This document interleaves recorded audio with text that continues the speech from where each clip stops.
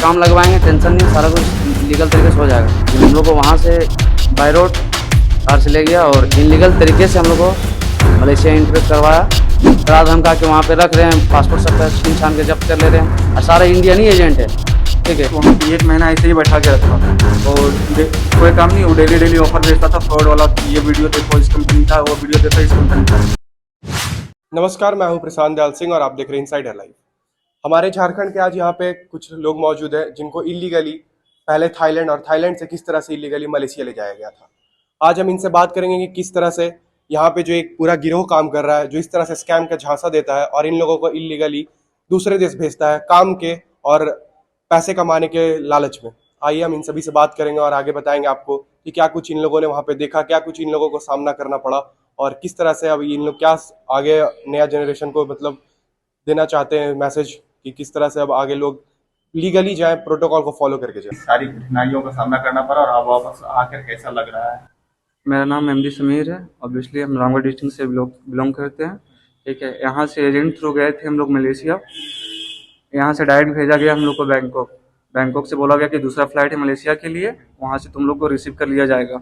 लेकिन वहाँ पे पहुँचने के बाद जब कॉल किए तो पता चला कि नहीं, इलीगल तरीके से हम लोग बाय वे जाएंगे। हम लोग इंटीमेट किए उसको कि हम लोग बाय वे नहीं जाएंगे क्योंकि हम लोग इलीगल तरीके से नहीं जाना चाहते हैं।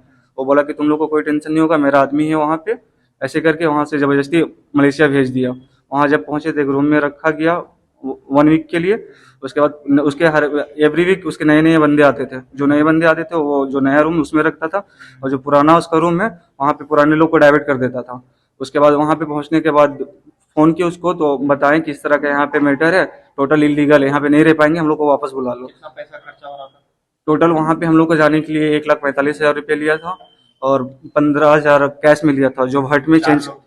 हाँ 4 लोग, चारों का से 1,45,000 रुपया पर हेड 1,45,000 रुपया। उसके बाद जब वहाँ पे उसको फ़ोन करके बताया तो वो बोला कि मेरा भाई अमजद अली है जो जा रहा है मलेशिया, वहाँ पे हैंडल कर लेगा। वो आया तो वो बोला कि ठीक है तुम लोग रेडी रहो। एक एजेंट से बात हुआ, उसका नाम फिरोज अंसारी, वो भी सीतापुर से बिलोंग करता है। वो उससे बात हुआ तो वो लेके दूसरी जगह रूम में लेके चला गया। वहाँ पे गया तो मैक्स आई थिंक वहाँ पे 1 महीना ऐसे ही बैठा के रखा और कोई काम नहीं, वो डेली ऑफर भेजता था फ्रॉड वाला, ये वीडियो देखो इस कंपनी का, वो वीडियो देखो इस कंपनी का। भेजा गया। किस महीने गए थे आप? हम लोग अप्रैल 28 को गए थे, यहाँ से बैंकॉक गए। बैंकॉक से हम लोग को बोला गया कि वहाँ से दूसरे फ्लाइट होगा मलेशिया का, लेकिन हम लोग को वहाँ से बाय रोड कार से ले गया और इनलीगल तरीके से हम लोग को मलेशिया एंटर करवाया। कब? वही 31 को 31 को अप्रैल में? हाँ अप्रैल में वहाँ से इन करवाया मलेशिया पे ले जाने के बाद वहाँ पे 2-4 दिन रखा। वहाँ पे हम लोग को सब इलीगल लगने लगा क्योंकि हम लोग के पास पासपोर्ट था लेकिन वहाँ का कुछ एविडेंस नहीं था कि हम लोग इलीगल तरीके से आए। यहाँ पे मोहर लगा हुआ था मलेशिया का इमिग्रेशन, लेकिन वो फेक था, फ्रॉड था। वहाँ पे रखा। उसी तरह फिर उसका जो एजेंट का भाई था, वो उसका भाई भी आ रहा था तो उससे भी कॉन्टेक्ट किए तो बताया कोई दिक्कत नहीं, थ्रू बोला कि काम लगवाएंगे, टेंशन नहीं, सारा कुछ लीगल तरीके से हो जाएगा।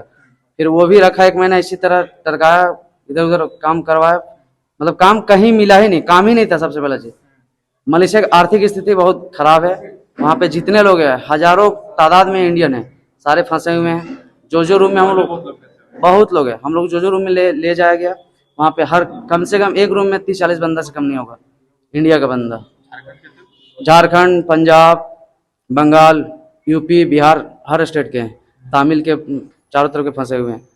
उसके दौरान प्रलोभन में ले जाते हैं लेकिन काम नहीं है और काम मिलता भी है 4 दिन, 6 दिन, 10 दिन, 15 दिन इसी तरह। और वो पैसा भी इम्पॉसिबल है मिलना। डरा धमका के वहाँ पे रख रहे हैं, पासपोर्ट सबका छीन छान के जब्त कर ले रहे हैं और सारा इंडियन ही एजेंट है, ठीक है। इंडियन ही एजेंट है, सारा कुछ करवा रहे हैं। उसके बाद देखा जाए तो वैसा काम हुआ है नहीं, जितने बंदे गए हुए हैं सबको फंसा के रखा हुआ है।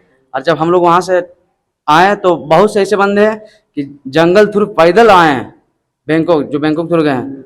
जब हम लोग बैंकॉक में आए, हम लोग को इमिग्रेशन वाला अपने कस्टडी में लिया, जब डिपोर्ट करा था उस टाइम बहुत से ऐसे मलेशिया से रिटर्न आए कि उन लोग के पास कुछ नहीं था, खाने का तक पैसे नहीं था। बहुत सारे ऐसे कहानियाँ हम लोग के साथ सुनने का मिला, सारा फ्रॉड हो रहा है, ठीक। जा रहे हैं और उसके बाद जाने के बाद आपको कैसे संपर्क हो पाया और क्या कुछ मदद किया आपने? जी सर, मुझे पता चला कि ये लोग मलेशिया जा रहे हैं और बाकी मेरे कुछ फ्रेंड हैं जो एजेंट हैं जमशेदपुर के। मैंने उससे कांटेक्ट किया तो बोला कि मेरे भाई लोग जो है वो जा रहे हैं मलेशिया काम के लिए, तो वो कैसा रहेगा, कंट्री कैसा है। तो मुझे उन्होंने कहा कि देखिए मलेशिया में भी बहुत फ्रॉडिंग चल रही है। तो फिर मैंने जो मेरे ब्रदर इन लॉ है तौफीक, मैंने उससे कहा कि देखो ऐसे ऐसे बात है, पता चली है मुझे कि मलेशिया के बारे में, तो आप लोग अच्छे से पता कर लो। तो फिर जिस एजेंट के थ्रू इन लोग जा रहे थे उन्हें इन्होंने बताया कि मलेशिया में इस तरह से चल रही है, तो आप क्या कहते हैं। तो बोले कि ऐसा कोई प्रॉब्लम नहीं है, मेरा भाई साथ में जा रहा है और अगर ऐसा कुछ भी प्रॉब्लम होती है तो जितने भी आपका पैसे खर्च होंगे जाने आने में, ठीक है, सारा कुछ मैं उनको मतलब आपको रिटर्न कर दूंगा, आप लोग टेंशन लेने की ज़रूरत नहीं है। फिर उनने क्योंकि एजेंट जो है मोहल्ले के थे, जैसे लोग मोहल्ले का था, इसलिए उन लोगों को विश्वास कर लिया और विश्वास करने के बाद इन लोग चले गए। लेकिन वहाँ जाने के बाद इन लोग के साथ फ्रॉडिंग हो गया। वहाँ पे कुछ भी कानून मिला नहीं और इन लोग इलीगल तरीके से वहाँ पे रहने लगा और ओवर स्टे हो गया वहाँ पर ही और इन लोग फंस गए। पासपोर्ट भी उन लोग जब्त कर लिया गया, मोबाइल भी जब्त कर लिया गया। तो फिर उसके बाद किसी तरह किसी का फ़ोन लेके इन्होंने घर वालों को बताया कि इस तरह का प्रॉब्लम हम लोग फंस गए हैं। पैसे बहुत सारे खर्च हो गए, मतलब हर स्टेप में कुछ भी करने के लिए इन लोग से पैसे लिए जा रहा था और घर वाले तो जैसे तैसे कर्ज करके बच्चों को भेजे थे काम के लिए। देखिए, जब मेरी जमील से बात हुई तो जमील ने सारे मेरे को बताया कि ये मसला हो चुका है और इनको हेल्प की ज़रूरत है। तो मैंने इंडियन एम्बेसी में बात की, थाईलैंड के इंडियन एम्बेसी में, और बीके सिंह जी और आपका विनय जी ने बहुत हेल्प किया। सोचिए तीन दिनों के अंदर, क्योंकि आज 28 है और 7 दिनों के लिए बैंकॉक बंद हो रहा है, तो उन्होंने मेरे को पहले ही गाइड किया था कि आप जैसे भी करवाएं 3-4 दिन के अंदर आप टिकट मैनेज करवाइए। तो मैंने जमील जी को बताया और सारे विवरण बताया। और फिर मेरी समीर से बात हुई तो समीर से पूछा कि भैया आप तुम विदेश जाओगे, तो उन्होंने मना किया कि भैया मैं विदेश नहीं जाऊँगा। देखिए, मैं लगातार आपसे भी बात होती थी, आप जाइए, अगर आपको अपॉर्चुनिटी मिलती है तो जाइए, मगर कुछ प्रोटोकॉल्स होते हैं गवर्नमेंट के, आप उसमें जाके देखिए वो बंदा ऑथेंटिक है कि नहीं। आप जाते हैं, यहाँ से पैसे लगते हैं, चलिए by the grace of God आप बोलिएगा कि आप लोग 4 दिनों में वापस आ गए। 15-15 दिन, जैसे मेरे को समीर ने बताया, बहुत सारे झारखंड के लोग, देखिए झारखंड के लोग, अगर ये 4 लोग आए तो उन्होंने कहा कि बहुत सारे झारखंड के लोग हैं। देखिए, आप किसी एजेंट के थ्रू जाते हैं तो उनका वेरिफिकेशन करिए। मैं नहीं बोलता कि नहीं जाइए, गवर्नमेंट नहीं बोलती, मगर उनका क्राइटेरिया उनको फुलफिल कीजिए।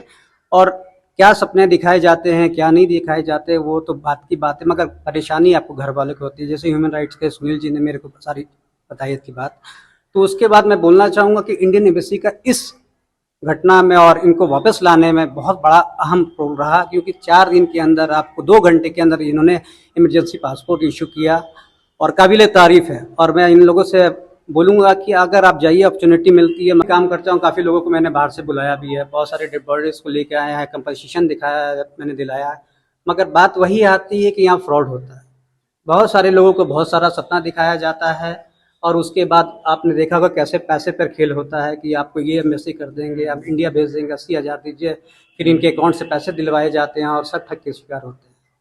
ऐसे बहुत सारे झारखंड के लोग हैं, जैसे तौफीक बता रहा था, समीर बता रहा था कि झारखंड के ही बहुत लोग हैं, एक रूम में 30-30, 40-40 लोग रहते हैं। क्या कहेंगे सुनील जी, इतना बड़ा योगदान रहा, कई सारे लोग और भी फंसे हुए हैं। जमील के माध्यम से मुझे पता चला कि भाई हमारे कुछ झारखंड के लोग हैं, बच्चे हैं जो कि फंसे हुए हैं थाईलैंड में। फिर हमने अपने तरीके से जांच कराई तो इसका सत्यापन हुआ कि 4 लोग हैं जो कि फंसे हुए हैं। कुछ रामगढ़ से थे, कुछ बुंडू से थे। फिर हमने अपने तरीके से जांच किया, उसके बाद हमने ज्योति जी से संपर्क किया। उसके बाद हम लोगों ने मिल के एम्बेसी से बात की। एम्बेसी ने बहुत सहयोग किया और 4-5 दिन के अंदर जो हमारे लोग फंसे हुए थे उन्हें वहाँ से निकाला और डिपोर्ट किया। ये बहुत खुशी की बात है कि हमारे लोग आज हमारे देश में हैं, हमारे रांची में है। और जैसे कि अभी पता चला है कि यहाँ पे एक सरगना बना हुआ है जो कि हमारे लोगों को भेज रहा है।